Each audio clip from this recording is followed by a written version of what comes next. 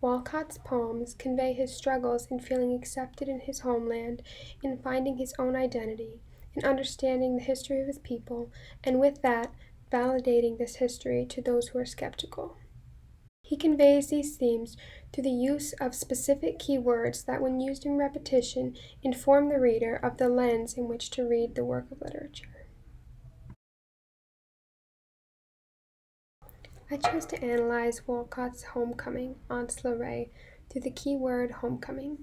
This keyword is essential not only in understanding the overall theme of the poem, but to truly understand the difficulty that Walcott is experiencing as he goes through the first few minutes of returning to his homeland and the pain that he must have experienced with this contrast of expectation versus reality.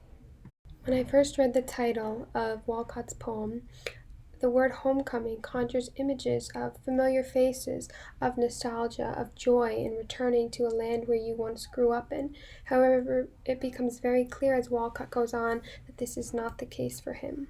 He first references Helen of Troy, who, like Walcott, left her land to pursue another love interest, and upon return, she feels alienated from her people. Walcott compares himself to her because he left the land to pursue his passion for literature and poetry, and upon return, he feels alienated from his people. He then goes on to describe the land, using words such as scorched and rotted, and while these words create a very vivid image, they aren't words that one would typically associate with returning to a land that you once loved, that you once grew up in. Walcott then comments on the children who run up to him, begging him for money, mistaking him for a tourist. It's here that the biggest contrast between expectation versus reality occurs. Walcott envisioned that when he returned home with his education from abroad, that he would declare himself as their poet, that this would mean something to them, but it's clear that it means nothing to them. Instead, it's the fisherman who demands their respect, and Walcott, with all of his education and his title, really doesn't mean anything to them.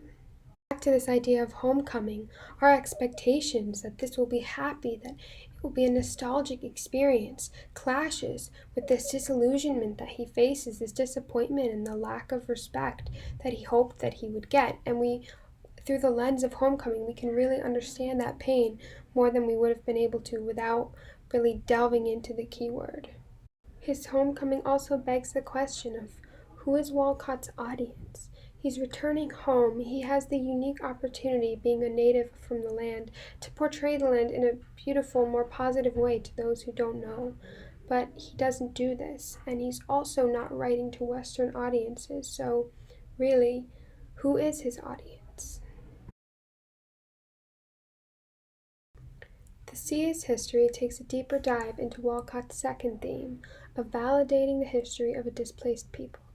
In evaluating the poem through the lens of a key word, it becomes apparent that Walcott is attempting to explain the hidden yet real history of a group of people who were displaced and who suffered greatly. When I first read the poem, the word "sir" stuck out to me. It became clear that the speaker must be addressing an authority figure, perhaps a believer of the Catholic faith.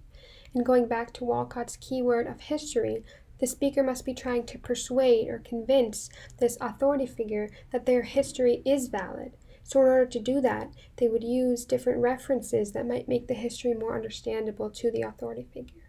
It draws many parallels to biblical references. If the Exodus and the Genesis and Ark of the Covenant are important, so are the events of the history that I'm explaining to you. But he's cautious because he is comparing a real and valid history to a religious text that is not universally accepted as the truth. So he notes, that was not history, that was just faith. But what he's explaining, the history of the slaves, that is real. Their suffering is real, and that suffering is true. He references police and judges who examine closely each case that he's made to validate their history. And when they do accept it, then history can really begin.